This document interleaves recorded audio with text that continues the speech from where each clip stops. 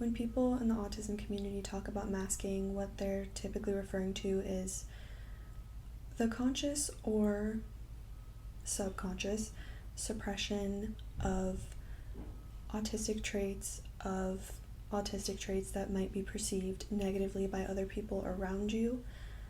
And there are a lot of words that are used to talk about this phenomenon, like there's masking, camouflaging, impression management, and there are distinctions between the terms, I guess, but it's like it all kind of comes down to the same thing in my opinion, where it's like you are suppressing the natural things about yourself as a neurodivergent person. You are deliberately or unknowingly manipulating those things in order to attempt to blend in with the people around you, in order to appear normal. And a big part of this can also be mimicking the behavior of others. So not only are you like suppressing all of these things about yourself, but you are observing the people around you and you are mimicking their behaviors, whether it's their social behaviors, whether you're mimicking the way that someone moves or dresses or talks or just kind of moves through the world in general. Even though I didn't know I was autistic for most of my life, I can so easily recall this type of behavior from as young as I can possibly remember.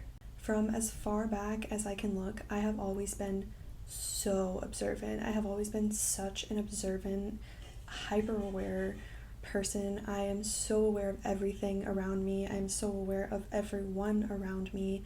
I notice all the details. I will not miss anything. There is nothing that I don't pay attention to. I'm taking everything in all the time. I always use this weird example, like, for example, if I'm like in a class with someone and I don't know who they are, I never talk to them, we don't ever make eye contact, but one day they come in with like a different pair of shoes, I'm gonna notice. Like, that is how much I absorb the world around me at all times. So naturally, being this way, I was very hyper aware of my differences in the way that I felt really just like weird in the world. And I think that gender socialization plays a really big role in this, considering that women are much more likely than men to mask and engage in these types of camouflaging behaviors. When it comes to gender socialization for girls, like, you are taught to put other people's needs before your own. You are taught to be passive. You are taught to smile and be emotional and compassionate and caring and attentive to others and things around you. You are expected to be like nurturing in some way. So as a kid, you very, very quickly learn what is okay and what isn't okay. You very quickly learn what is and isn't normal based on the way that other people respond to it.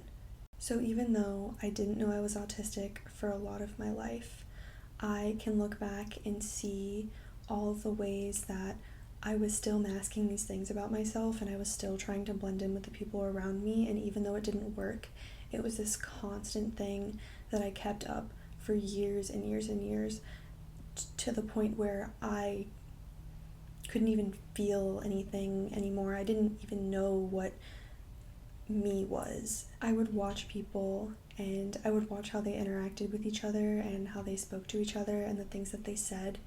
I would notice like their facial expressions and the way that they said and did things and the way that other people responded to those things. And I could note in my head, like, okay, this is the type of behavior that if I implement it, I will be like rewarded or accepted, in the sense that like people won't think I'm weird. Like, maybe I can learn how to do it right. Maybe I can learn how to like play the game. A lot of people describe it this way, and I very much agree that sometimes being autistic feels like being like dropped onto the planet and everyone else has like this rule book. Like, everyone else knows the rules, but you're the only one who didn't get that book for some reason, and you're just left to kind of like figure it all out. So that is very much how it felt for me growing up. I spent more time observing other people than I spent doing anything else. And I didn't know why this was the case, but I knew that many things about me were weird, and I don't know how quickly I started to realize this, but it must have been pretty quickly because, again, it's like I remember feeling this way my whole life. And you start to learn that there are things about you that are weird or they're wrong. And so in the back of your head, you're like, okay, like, don't do that. Like, if I feel this, push it down. If I feel this, I need to hide it.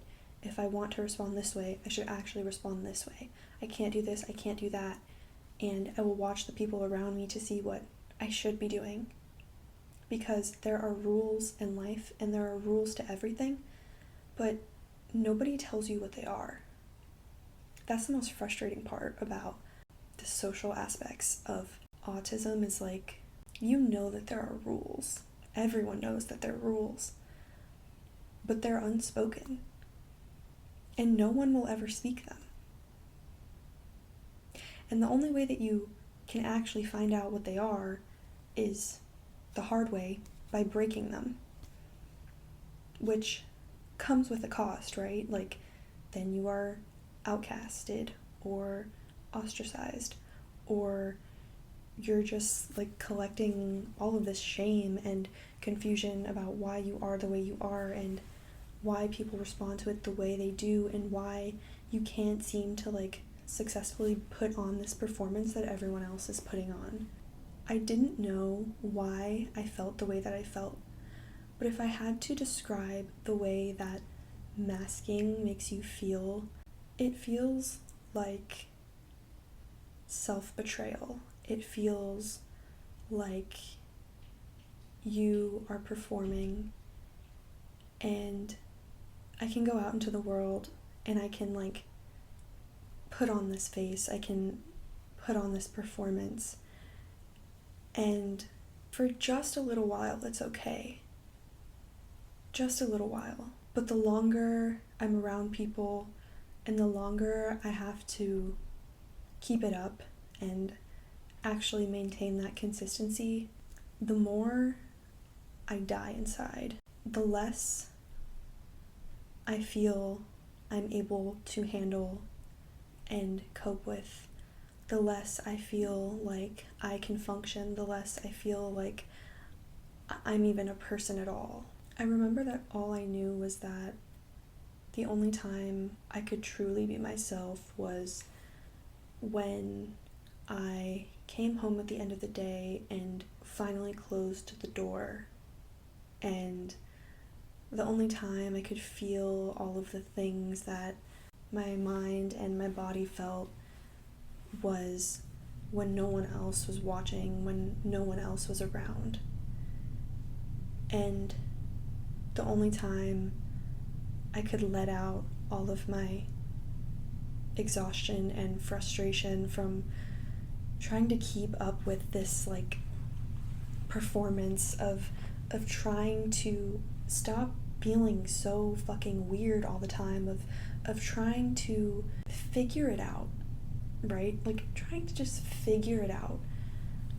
All I knew was that outside of my bedroom, anywhere in the world, I had to do this thing, and I had to try to be this person, and I had to suppress all of these parts about myself, no matter how painful or exhausting it was, and that I couldn't let them out until I was alone, until I was completely alone. As the day goes on, the longer I'm around people, I almost start to like dissociate a little bit. Like everything becomes harder.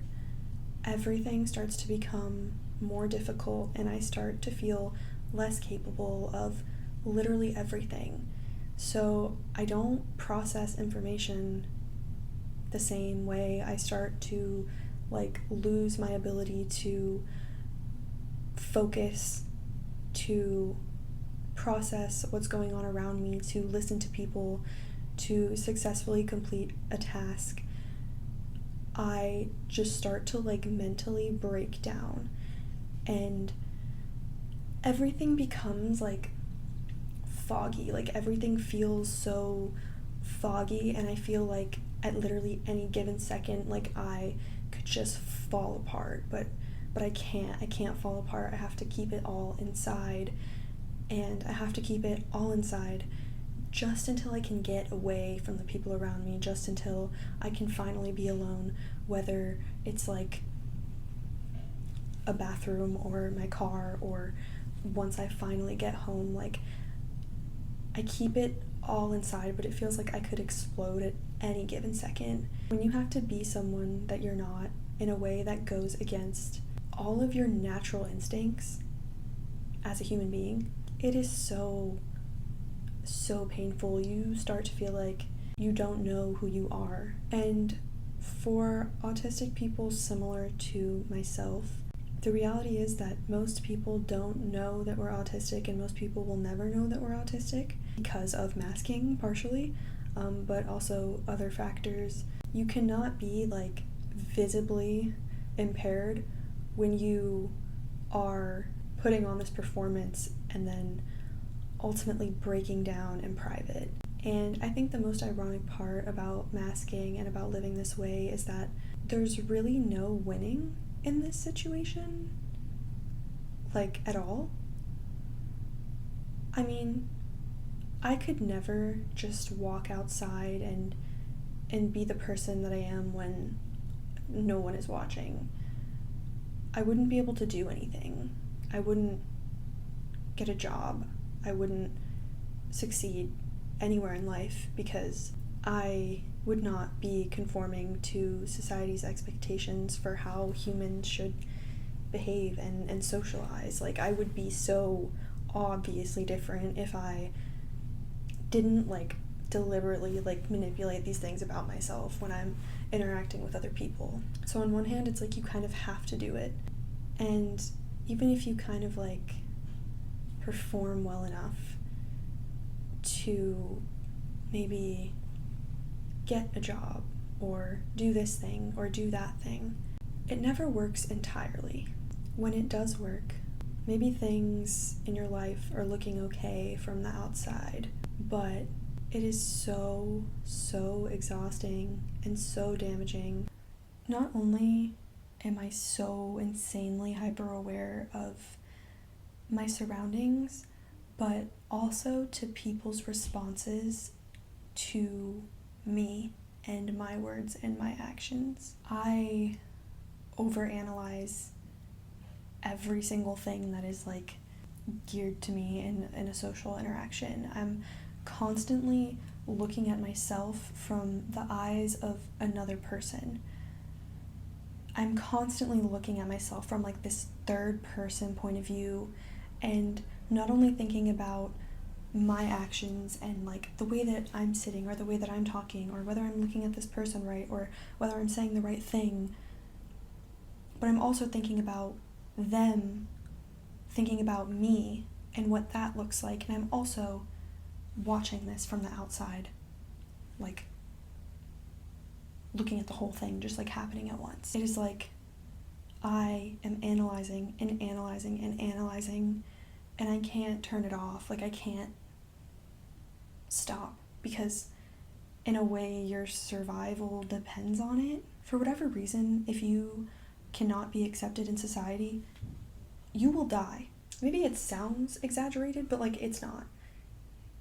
If for whatever reason, whatever aspect of your being, of your identity, you cannot be accepted by society, by others, you will die. Your survival literally depends on other people accepting you. Your survival literally depends on other people's acceptance of you. It depends on other people's perception of you. At its like core, like the most basic explanation, right? Like, if you cannot be accepted by others in society, if you cannot perform to other people's standards, you cannot support yourself, and you will literally die. You will not be able to put food in your mouth. You will die. You will pass away.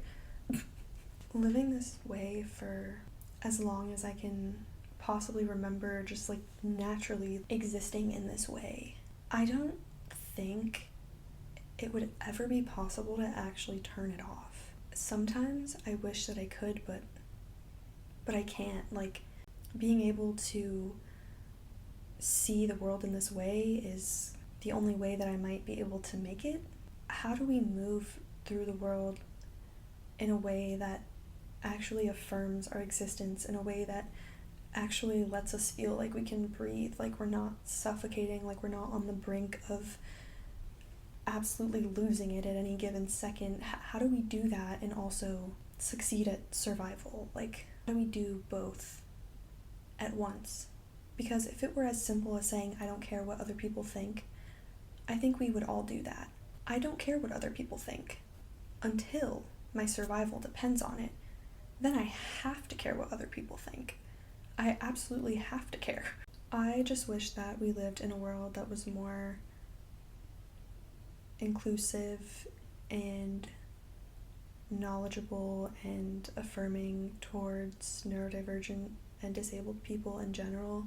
And maybe the best thing that we can do in our little lifetimes here is try to actually advocate for that, to be kind to the people around us, to be ourselves completely and authentically whenever we feel like it's actually safe to do so, no matter how short or long of a time it is, to just like literally just like relish in that. And those are the moments that allow me to actually keep going. And if I didn't have those, I wouldn't be here. I wouldn't be here if I could never go home and close the door. I wouldn't be here anymore.